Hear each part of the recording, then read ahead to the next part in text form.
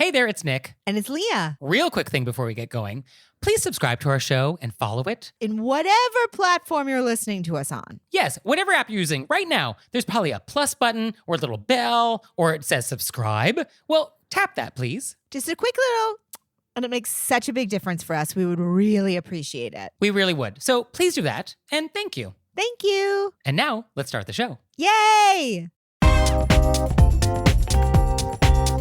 Hey everybody, it's Nick Leighton. And it's Leah Bonnema. And we got so many great questions from you all in the wilderness Ow! that we have a bonus episode. So here we go. Our first question is, quote, if I walk into a cafe that's starting to fill up and the number of people in line is greater than the number of empty tables available, is it rude to claim a table by placing my belongings on it before the people ahead of me have had a chance to order? I think so, right? But what if there are precisely 3 people ahead of me and 4 tables available, and one of those tables happens to be my favorite? Am I okay putting my backpack down as a way of nabbing the spot I love most? I'd only do it knowing everyone is guaranteed a seat somewhere, but I still worry it's grabby and rude. And what if there's only one open table left and I'm the one who's been waiting patiently in line? Then, just before I place my order, someone comes in off the street and drops their stuff there. Can I say something? Does it change anything if it's a group of people and one of them sits down while the others order? I mean, that just sounds like a Leah Bonnema panic attack. There's a lot happening in this question. So much. There's a lot of different, it's a fractal. This is a fractal. I love it because I see the brain at work, and it's very much like my brain when I'm in line, where you're like, okay, what's the right thing? Oh, these people coming in. If I don't take the table, somebody else is going to take the table, but it feels rude if I take the table. You know, it's just fraught with panic. Okay, so what is the answer here? How do we reduce the anxiety of this situation? My honest, real answer is... That's what we want. In one's mind, it feels polite to be like, I'm going to wait in line until I get my stuff and sit down. But other people are not playing that same game. Yes, this is the problem. That there are etiquette scenarios where doing the right thing ends up punishing you. You will be punished. And it's sort of like, why should I be punished for doing the right thing? And by you, I mean me. No, anybody who's trying to do the polite thing. Like, actually, related example, I was just in a coffee shop this morning and I held the door open for someone so that they could walk in and not have it slam in their face. And what they should have done is then let me go first in line. Yes. And they did not. Of course they didn't. They cut me in line. And it's sort of like, I did a nice thing by holding the door open, which is a world we want to live in. That's a society that we want. And instead of reinforcing that behavior, you have done wrong. And next time I'm going to think twice. Well, I'm probably not. But I would want to think twice and be like, oh, are you a bad person? Are you going to cut me in line if I hold this door open for you? And so this is similar. This is a similar situation. It is. And I see it. You wait in line politely and then somebody comes in, hasn't waited in line, puts their stuff down on the table. You lose the last table, even though you were waiting and trying to be polite. And that's just, in this scenario, I feel like that's just how it's going to happen. And so you're going to have to instead go in, drop your stuff on the table and get in line. Yeah, I mean... Or be fine with losing the table. I mean, I feel like the official etiquette rule should be you only take a table when you need the table, which is when you have your food. And you shouldn't hold a table when you're not eating. I feel like it would be nice if we could all come to an agreement on this. I agree 100%. Because if we did it that way, there probably would be enough tables for everybody. And waiting times would be fairly minimal. I agree. I'm also the person who's been waiting in line politely and not taking tables and then constantly losing tables and then being like, oh, no, it's okay. I'm going to stand in the corner with my plate and my computer and my phone and my drink and just wait. And then people sit at tables for hours and you're like, why am I following all the rules? Yeah. No, why am I following all the rules? Yeah. No, I get that sentiment. And it does feel so disheartening because you want there to be some reward for being a good etiquette person. And sometimes there's not, other than just your own satisfaction that you are still doing a good thing. This was an emotional crisis I reached this week. I'm so glad we got this question because this week I had this come up in multiple different scenarios. Okay. Where every time I did what I thought was the polite thing and every time it was actually used against me. I don't care for that. Me neither. And so I was like, I guess we're now going to never do the right thing ever. Start being a rule breaker. Uh-oh. But then I also love being nice. Yeah, I think you gotta play the long game when it comes to etiquette. And just know that in the end, when we take stock of it all, that being a good, considerate, and mindful person is still in everybody's best interest. I agree with that. I would like to rebel against it. I do agree with that. I personally, if I get a place and waiting in line, I will wait until I have my stuff to sit down. But if I am coming in with somebody else, I don't have a problem with them sitting down and then me go getting their order. That does feel different somehow. Although if the idea is that we should not be holding seats when they're not being actively used for eating, the fact that there's a warm body doing that doesn't really make a difference. Like if it's a coat or a person, like we're still not using the table for its intended purpose. It does feel different to me. No, I agree. It totally feels different. Absolutely. But I'm just saying, like, if we think of why we don't want to do that, which is like, oh, we're just taking up a table, not using it. Like the fact that a person is there, like that doesn't change that fact. It sort of feels to me like a movie theater. Like you go in, and this is if the seats are not assigned, you go in and you get your seats with your friend, and then one of the person goes out and gets the popcorn. Yes. I think Miss Manners says you can save a seat, but not a swath. So I feel like there is a degree. Like a seat is fine, but once it becomes multiple seats and now we're taking a whole row and you're the first to arrive and people haven't even left their house yet, like there is some continuum upon which it is too far.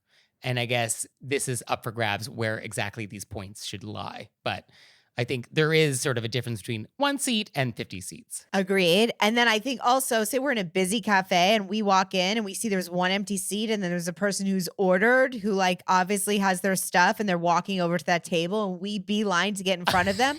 That's too far.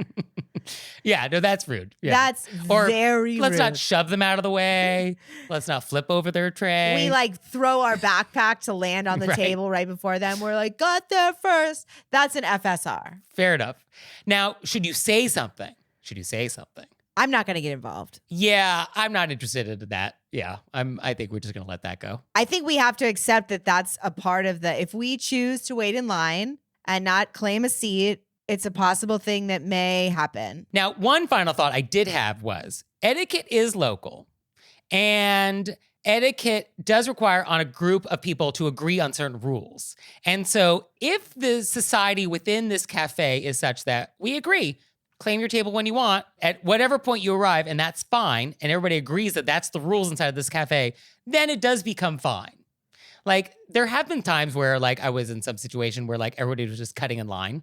And if I just, like, waited in the queue, like, I would actually never get inside. And it was sort of like, well, I guess we're just suspending etiquette rules.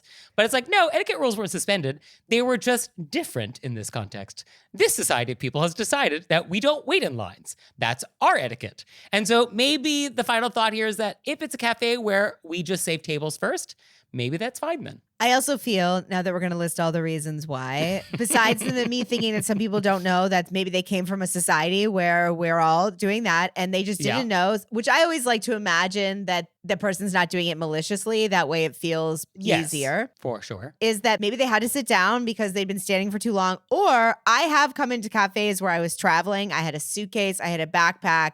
I had like extra clothes and I had to put it down before I got in line. I just, you know, you're like, I got to leave this stuff somewhere so I can move my arms. Fair enough.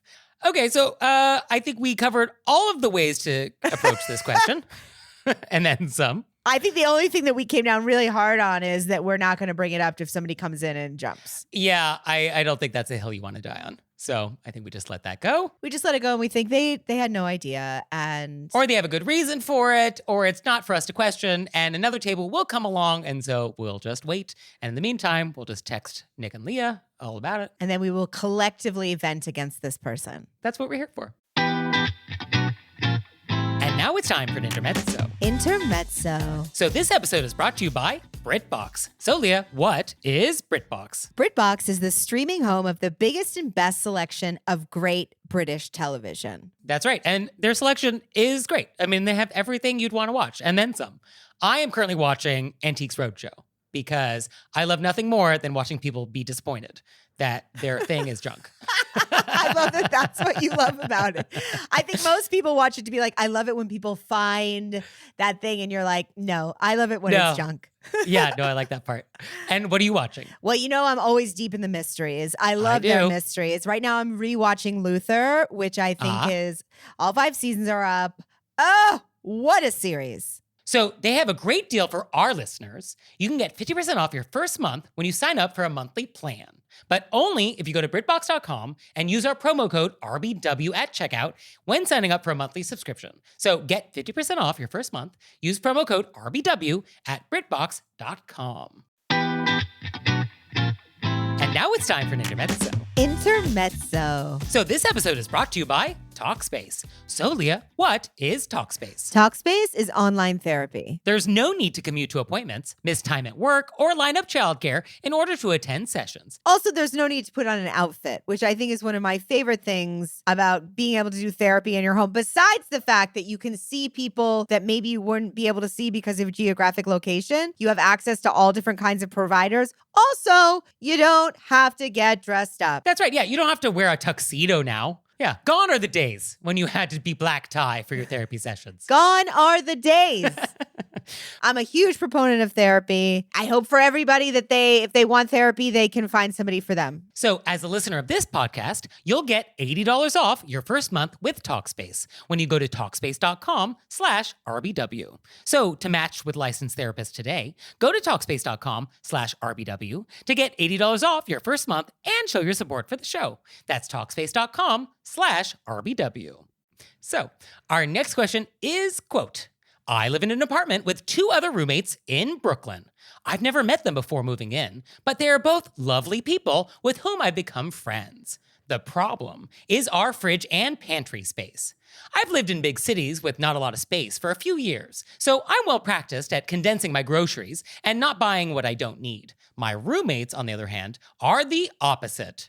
They have so much stuff that our fridge and pantry are constantly stuffed to the brim to the point of overflowing. A few months ago, our fridge was so full that it couldn't circulate air properly, and we had to throw a lot of groceries away. While it was an aggravating situation for everyone, our fridge and pantry still remain packed, and I'm concerned we will end up in the same situation again. Plus, I would like to be able to take up my fair share of space.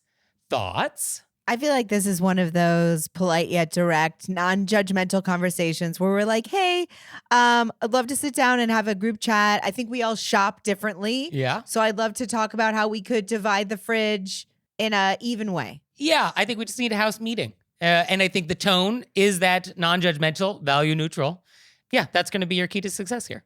Now, I was thinking, is it too far to get a label maker? That doesn't feel like the first step. Right? I do feel label makers are great. I have one, obviously.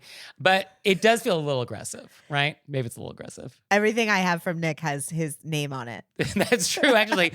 The microphone Leah is using right now in Los Angeles, thousands of miles away, does have a sticker that says Nick on it.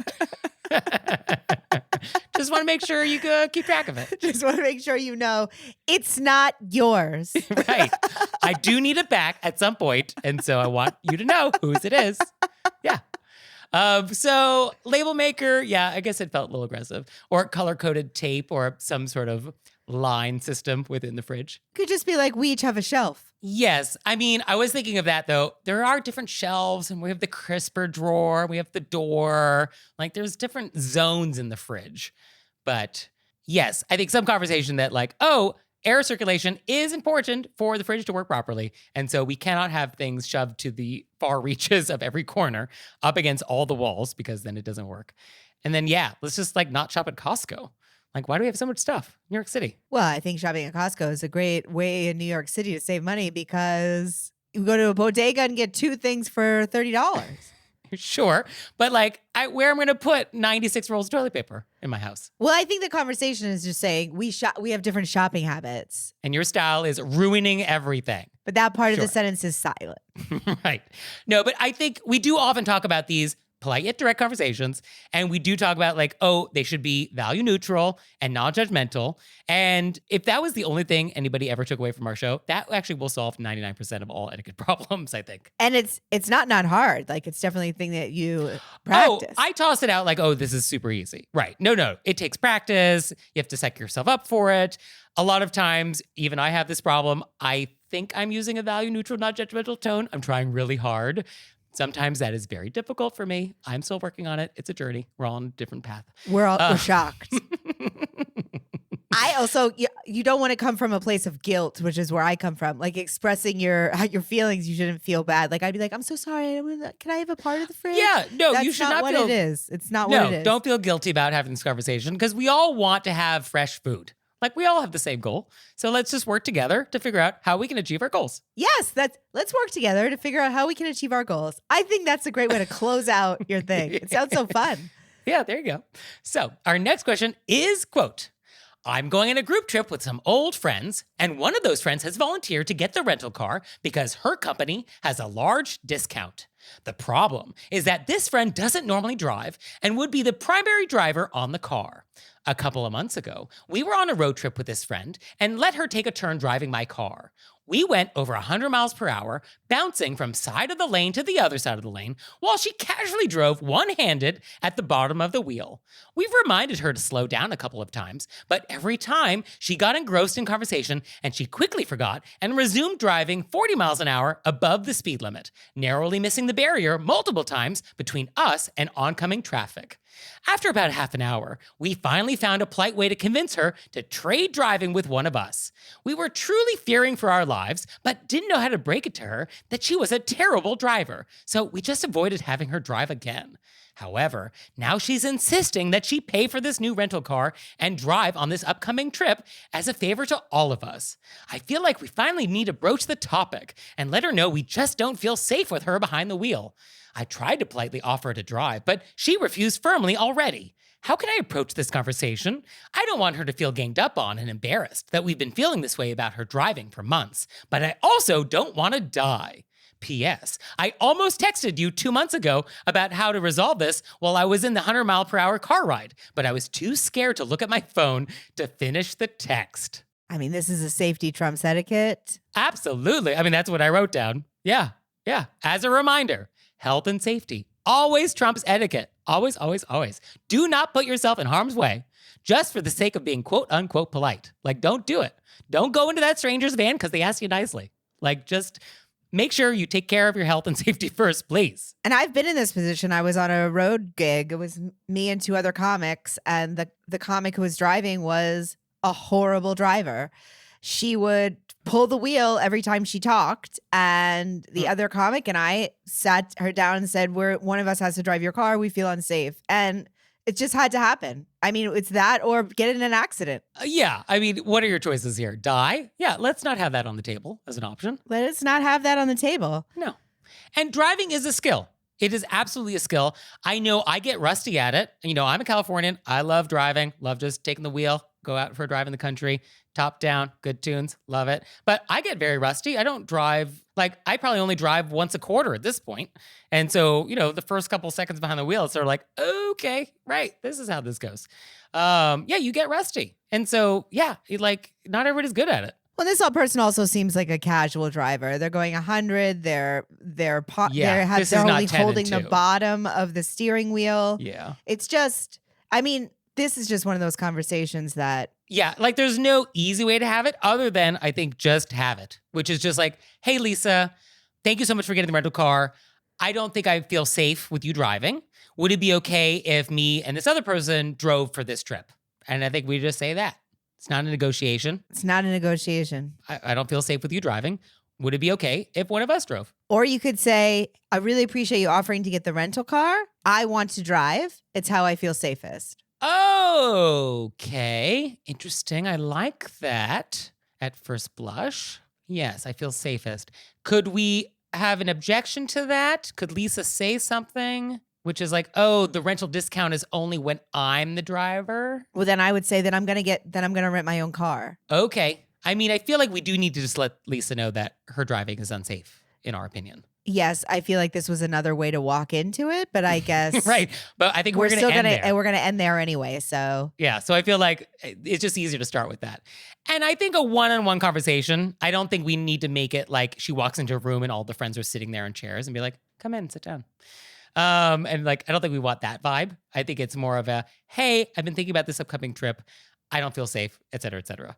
And I think we just like one-on-one, in person or on the phone kind of conversation. I think that's what we do. I also think that something with driving, it's actually, it feels hurtful to say this to our friend, and maybe they'll be mad at you for a little bit, but it's actually very dangerous and they should think about their driving. Yeah, oh, that's a good point. Yeah, I mean, you're actually doing them no favors by hiding this information from them because they are clearly not aware of the danger that they're posed to themselves. And to other people. And other people, right. And this person probably drives at other times, not with you, and like not knowing that their driving is a concern to you and other people, like this is actually information they should have. And even if it's hurtful, it's a danger. Yeah. I mean, I think a little bit of hurt feelings is better than like a serious accident. And I hate feeling like I'm being rude, but that's not rude. You're just being responsible. Yeah. So just as a reminder, health and safety always trumps etiquette. Always. Always, always, always. So our next question is, quote, I have a modest second home in a popular New England beach town. A couple of months ago, my sister's best friend and her husband were looking at hotels for a weekend getaway in the town, which can be quite expensive, and I offered for them to use our house, which they did, and they very much appreciated it. The last time we were at the house, we had turned off the water before leaving since we knew we wouldn't be back for a couple of months. Unfortunately, when these guests turned the water back on, they noticed a leak under the kitchen sink. I insisted several times that they just leave it and enjoy their stay, as we were going to be at the house the following week and we would take care of it. The husband, who is a part-time contractor, went out and bought a new faucet and fixed it anyway, telling us that it was no problem. I asked multiple times how much it was going to cost and got no response. When we arrived at the house the next week, we found the receipt for the faucet on the counter along with a box it came in. I believe they left it just in case anything went wrong and not as an invoice. My question is, do we pay them back the $120 for the faucet? Or do we consider it a wash for the money that was saved for them not getting a hotel, which would have been much more expensive? Of note, they did give us a bottle of wine and a few outfits for our newborn son as a thank you. What are your thoughts? My thoughts are that they were just trying to do something nice as a thank you for having them. Yes, my initial thought is, oh, these are great house guests and you should have them back. Yes, yes. But I was thinking about this morning because I've been thinking about this the last couple of days. I was like, is it that? Is that all it is? Is there anything else? And it did bother me that we did ask, oh, how much do I owe you for the sink? And you didn't respond at all. I don't like that because now you've made me wonder, and I don't want to wonder. I wanted you just to say, no, don't worry about it. Thank you so much for the great house. We had a great time. I needed something there. That's a very good point. Because you didn't respond, and then you left the thing on my counter, and it's sort of like, what am I supposed to do with this information? Yeah, it didn't actually hit me, that part of it, until you just read it out loud right now. Right? Because it's I asked specifically how much it cost, and then... Feels like there's a darker layer here. Yes. So I don't know if it's just me trying to find conspiracy, but it does feel like there was an opportunity that was missed, and I don't like that part. So then if... Say, for example, say hypothetically that was true. Right. Should our letter writer then take another path than just taking it as a thank you? At this point, we asked. We got no response. It's a thank you. It's a wash. It's over. I don't think we pursue this further. We're not going to like send them a check. We're like, it's done. It's probably a gift. I believe that's probably the fair interpretation based on the available evidence to us. But I think it would have been nice had the house guest acknowledged firmly, affirmatively, clearly, oh no, don't worry about it. Happy to have helped. And I'm just leaving this on your counter as an FYI. Or if you need the receipt, let me know I have it. I'm not even going to show you the bill. Or I guess leaving the bill out is okay had we had the conversation, which was like, oh no, totally on me. Don't worry about it. But I left the paperwork just in case you needed it. And just to tell you that. Also, it would be weird if you said, please don't do that. I'll take care of it. They went out and did it. And then. I didn't think about that part. Yes, you went against my wishes. And then you did it anyway. And then we're like, this is how much it costs. Because also, maybe I don't like the faucet you went and bought. So now I actually have to remove your faucet and put a new one in. The only part that makes it a little confusing is in the middle is that our letter writer said, let me pay you back. Right. And then they didn't respond. But I think this is a good point that like I said, oh, don't worry about it. And you did it anyway. But like if I was at your house and I fixed something and you told me not to and I did it anyway. Right? That's And then bold. I was like, also here's the bill. It would be. Right. I mean, we might be reading too much into it, but this is not outside of the world of possibility. Right. I think they just did it as They did a nice thing. They wanted to Our help. default setting should always just be, don't assume malintent. They try to do a nice thing for you. It was a nice thing by all intents and purposes. And we just leave it at that. But I think in the future, I don't think we ever want to ignore people. I don't think we want to ignore people. And actually, I do get that instinct, which is sort of like, oh, I'm going to ignore your request to pay me because like, oh, I don't want you to pay me back. And like, so it's no big deal. And so I actually want to just ignore the fact that you tried to pay me. And somehow like in their mind is like, oh, that's more polite to not respond to that.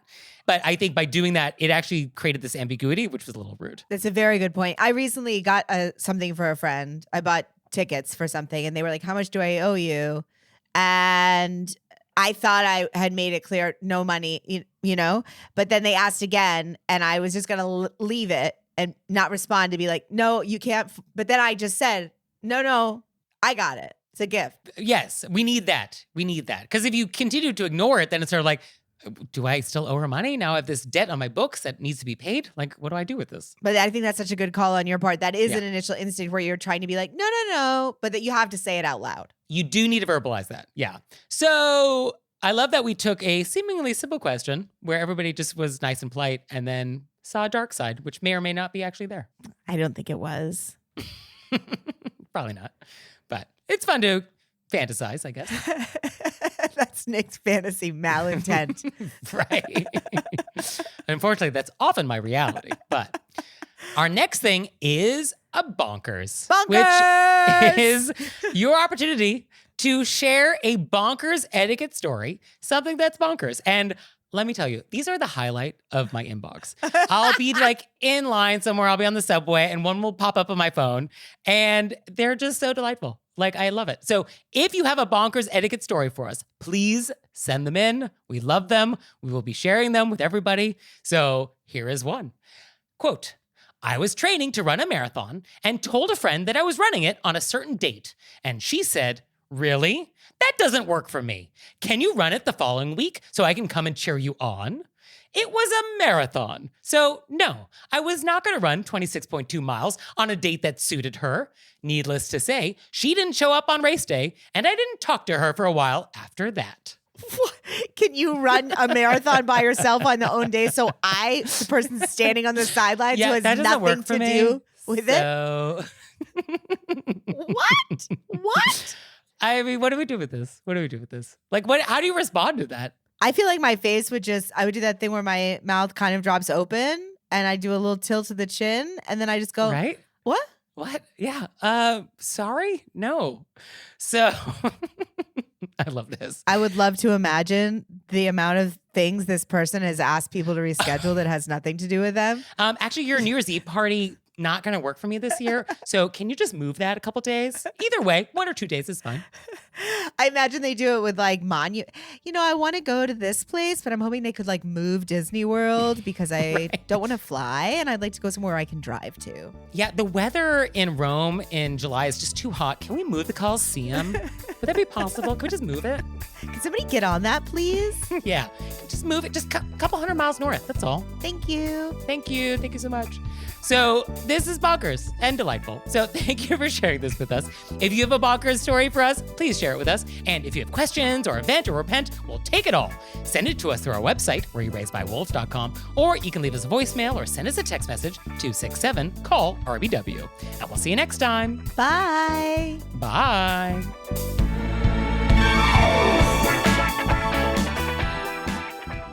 Oh, Leah, one more thing. What? Have you signed up for Patreon yet? I have. Me too. You out there, have you signed up for Patreon yet? No? Well, go to our website, wereraisedbywolves.com, click on monthly membership, check it out, because we would really appreciate it if you'd support our show. We love your support. We would. So please do that, and we'll see you next time. Bye. Bye.